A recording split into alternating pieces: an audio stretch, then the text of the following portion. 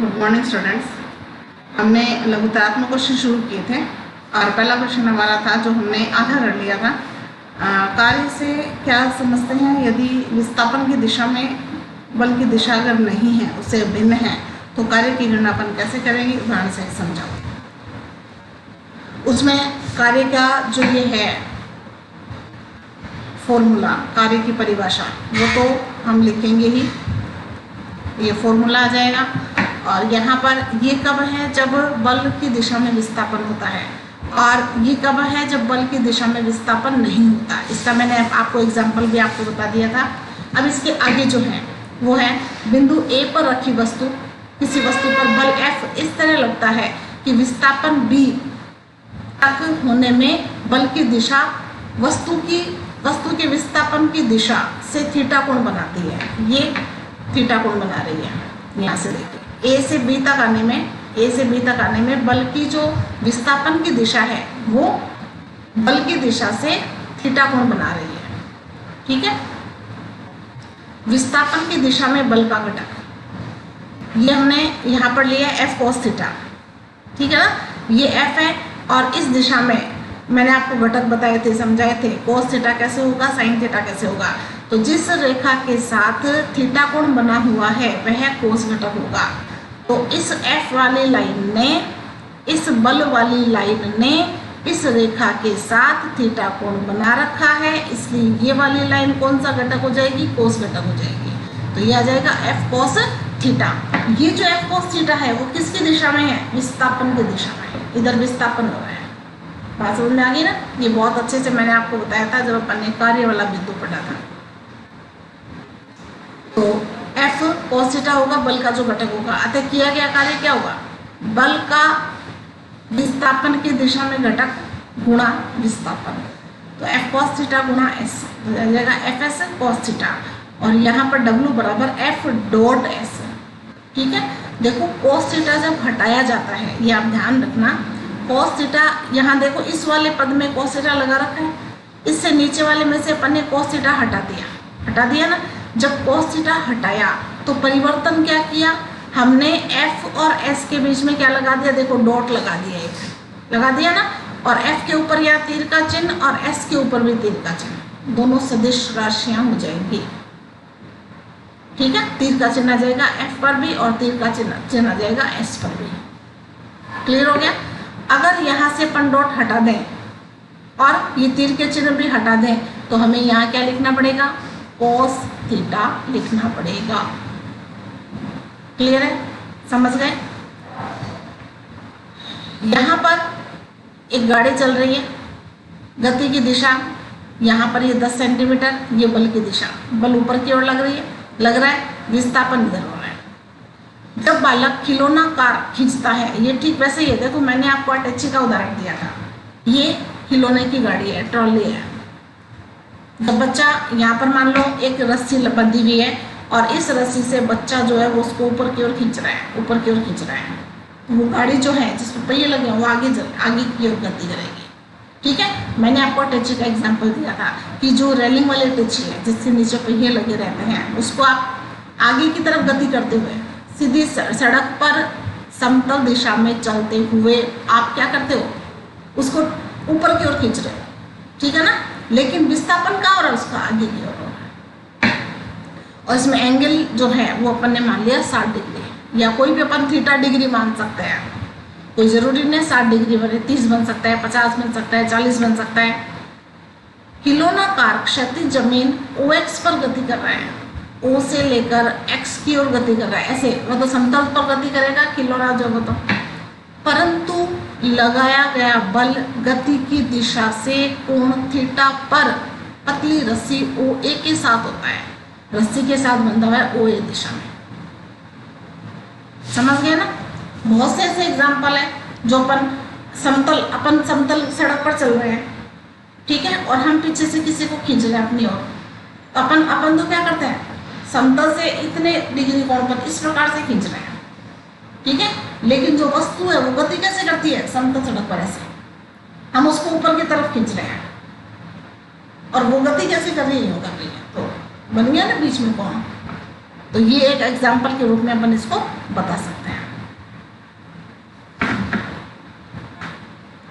दूसरा एग्जाम्पल है, u वेग से गतिमान एक वस्तु पर F बल लगने पर वस्तु का वेग बढ़कर v हो जाता है। एक u वेग से गतिशील है, पहले से वस्तु गतिशील अवस्था में है, ठीक है, और उस पर हम बल लगा रहे हैं तो उसका वेग बढ़ेगा निश्चित रूप से, ठीक है ना। यदि इस दौरान तय की गई दूरी s हो तो वस्तु की ऊर्जा में वृद्धि की गणना कीजिए। वस्तु में कितनी ऊर्जा में वृद्धि हुई ये हमें गणना करनी है। समझ के ऊर्जा कितनी बढ़ी उसकी, पहले ऊर्जा कितनी थी फिर ऊर्जा कितनी हुई। अब आप ये मानिए कि पहले वो जो वाहन है वो u वेग से गति कर रहा था, ठीक है, तो उसकी गतिज ऊर्जा उस समय कितनी थी, u वेग से गति करेगा, m वस्तु का द्रव्यमान है, तो उस वस्तु की गतिज ऊर्जा कितनी होगी, 1/2 mu² होगी। फिर हमने क्या किया, उसको धक्का दिया, ठीक है, धक्का देने पर उसकी अब वेग कितना हो गया, उसका अब बढ़कर v हो गया, वेग ज्यादा हो गया, तो अब गतिज ऊर्जा कितनी होगी, 1/2 mv² होगी ना। अब 1/2 mv², अब ऊर्जा है, पहले ऊर्जा कितनी थी, 1/2 mu², तो ऊर्जा में परिवर्तन कितना आया या ऊर्जा कितनी बढ़ी, क्या करोगे, बोलिए क्या करोगे, ऊर्जा में वृद्धि की गणना करने के लिए आप क्या करोगे, आप करोगे कि ज्यादा ऊर्जा को कम ऊर्जा में से घटा दोगे। जैसे पहले बार जो मान लो उसकी ऊर्जा 4 थी, फिर बढ़कर उसकी ऊर्जा 6 हो गई, तो आपसे पूछा जाए कि ऊर्जा में कितनी वृद्धि हुई, ऊर्जा कितनी बढ़ी, तो आप ये कहोगे ना 2 जूल बढ़ी। पहले 4 जूल थी, फिर 6 जूल हो गई, तो बढ़ी कितने, 2 ही तो बढ़ी ना, 4 तो पहले से थी। हाँ समझ रहे हैं आप। तो आपने 2 कैसे निकाला, आपने 6 में से आपने 4 को घटाया, 6 में से आपने 4 को घटाया, तो इस प्रकार से 2 प्राप्त हुआ। तो इसमें भी हम क्या करेंगे, 1/2 mv² में से 1/2 mu² को घटा देंगे, ठीक है।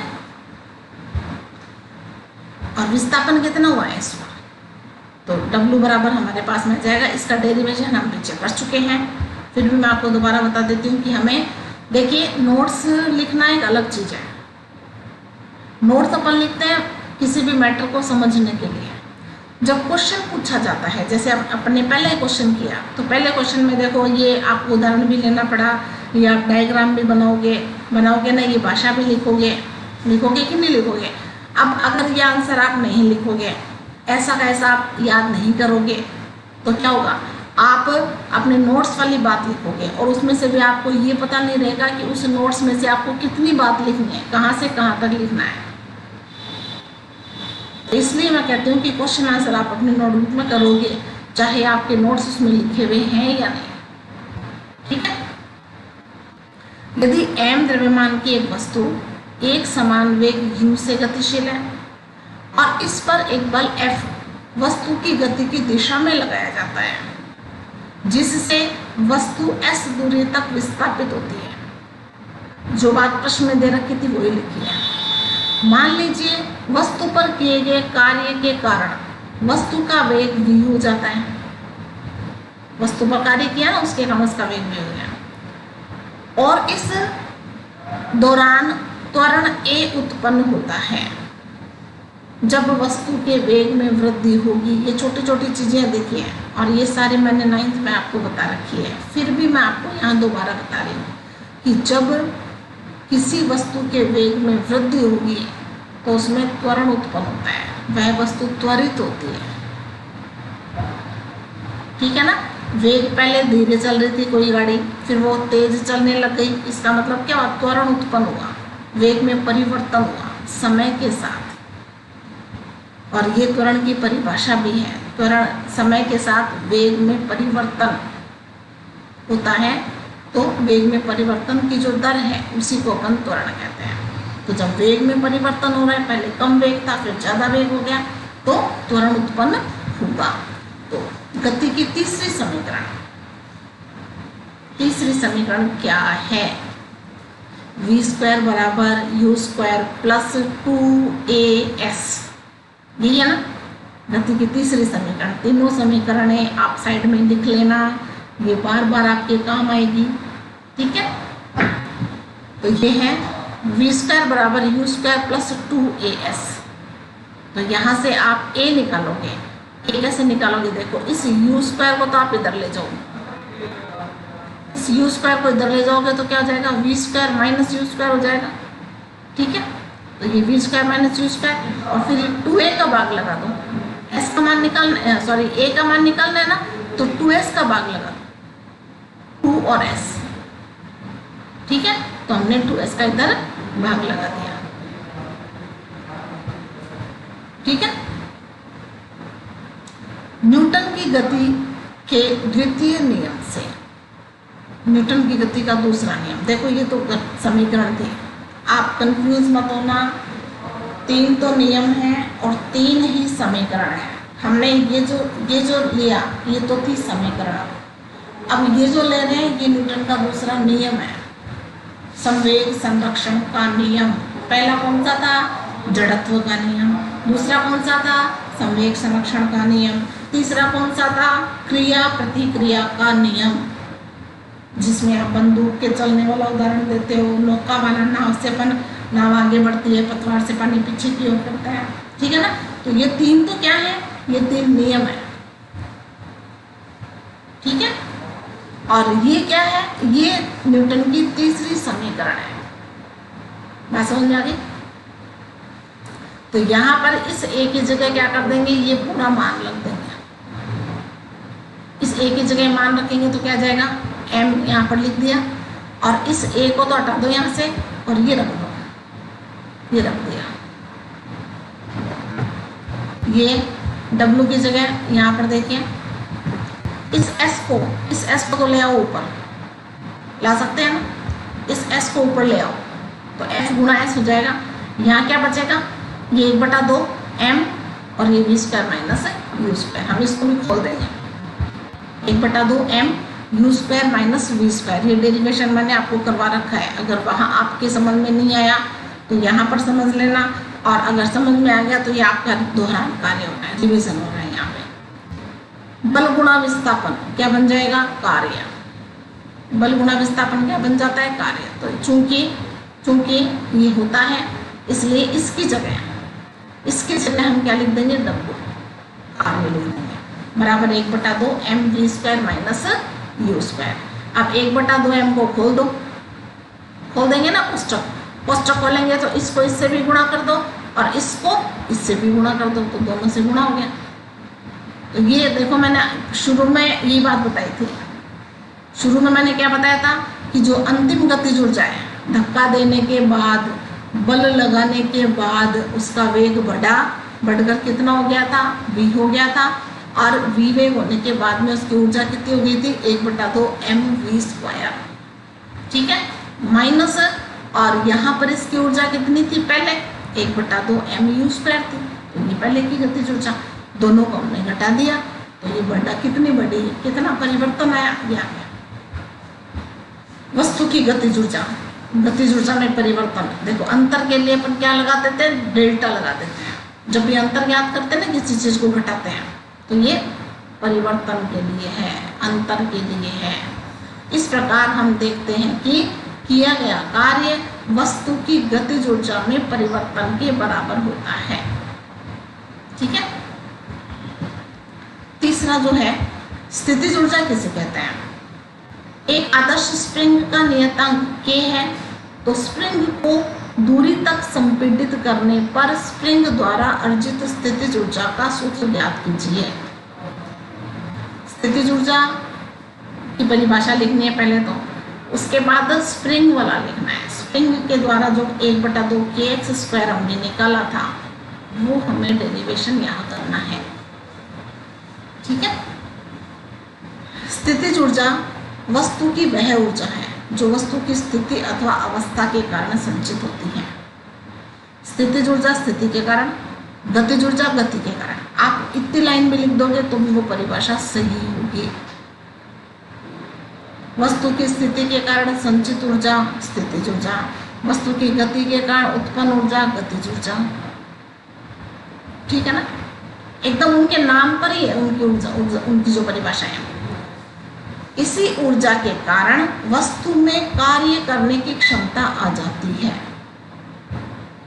इसी ऊर्जा के कारण, कौन सी ऊर्जा? स्थितिज ऊर्जा के कारण वस्तु में कार्य करने की क्षमता आ जाती है।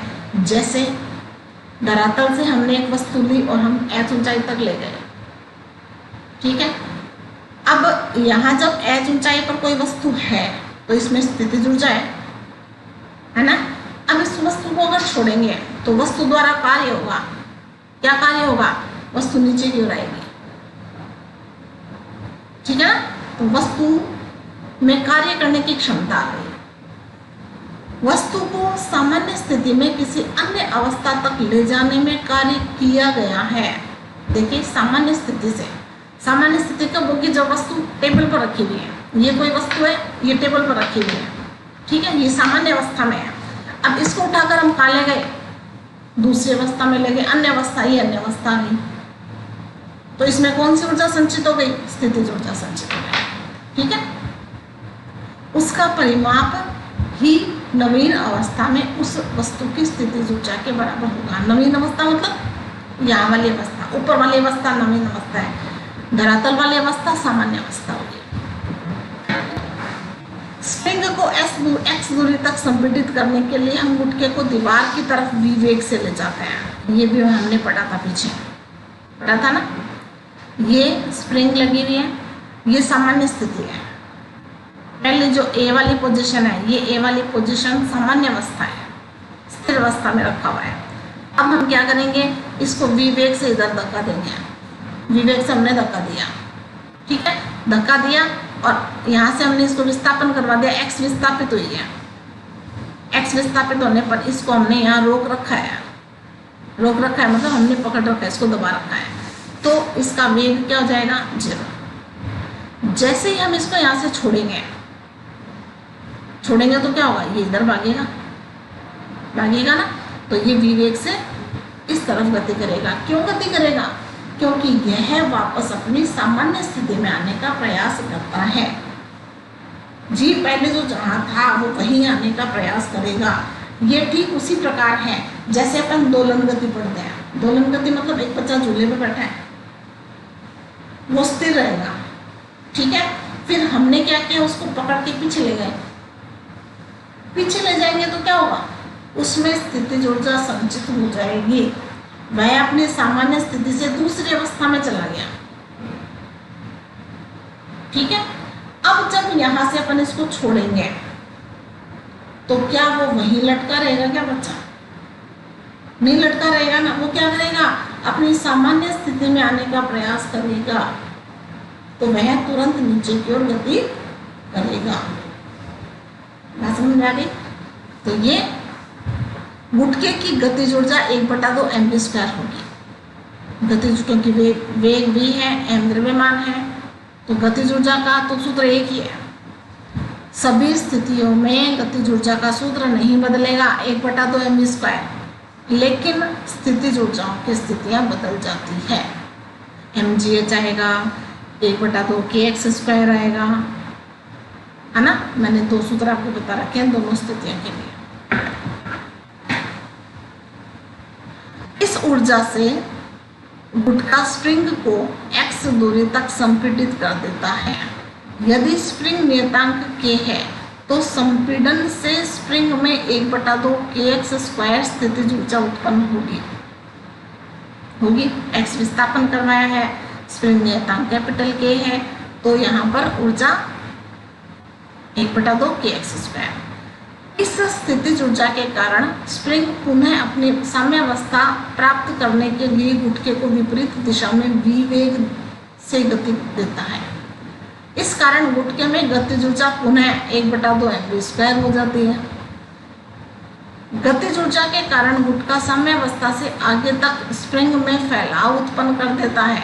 इस दौरान भी गतिज ऊर्जा व स्थितिज ऊर्जा में रूपांतरण उसी प्रकार होता है जैसा कि स्प्रिंग के संपीड़न के दौरान हुआ था। जब गुटका एक चक्कर करके पूर्ण साम्यावस्था में आ जाता है, उन्हें अपनी मूल अवस्था ग्रहण कर लेता है, तो उसकी गतिज ऊर्जा उतनी होती है जितनी प्रारंभ में थी। अतः स्प्रिंग की x दूरी पर संपीड़ित जो ऊर्जा है वो स्थितिज ऊर्जा कितनी होगी, 1/2 kx² होगी। देखिए स्थितिज ऊर्जा 1/2 kx², गतिज ऊर्जा कितनी है, 1/2 mv²। कोई भी स्प्रिंग है, उस स्प्रिंग को हमने अंदर की ओर गति करवाया, दबाया, उसको दबाया तो हमने कितना विस्थापन करवाया, x विस्थापन। एक बात आप ध्यान रखें, जब विस्थापन x होता है, विस्थापन x कहाँ से होगा, उसकी माध्य स्थिति से, ठीक है। माध्य स्थिति से x विस्थापन होगा तब तो उसमें स्थितिज ऊर्जा होगी, और जब वह वापस माध्य स्थिति में आ जाएगा तो उसकी गतिज ऊर्जा कितनी हो जाएगी, 1/2 mv²। तो माध्य स्थिति पर, बीच में सामान्य स्थिति पर तो गतिज ऊर्जा होती है 1/2 mv²। और जब स्प्रिंग इधर गति करेगा या स्प्रिंग इधर गति करेगा, दोनों तरफ कौन सी ऊर्जा होगी, स्थितिज ऊर्जा 1/2 kx²। ठीक है। जब विस्थापन अपनी सामान्य स्थिति से अपन खींचेंगे उसको, तो x विस्थापन हो गया, यहाँ 0 है, x बराबर 0 है, यहाँ से अपन ने खींचा तो x आ जाएगा, तो यहाँ कौन सी ऊर्जा होगी, 1/2 kx²। फिर वापस ये यहाँ पर आया तो x 0 हो गया, तो कौन सी ऊर्जा होगी, 1/2 mv²। फिर ये स्प्रिंग अंदर गया तो कौन सी ऊर्जा होगी, 1/2 kx²। फिर ये वापस सामान्य स्थिति में आया तो 1/2 mv²। समझ में आ गया। तो आज आप इतना करोगे, कल अपन आगे और पढ़ेंगे। धन्यवाद।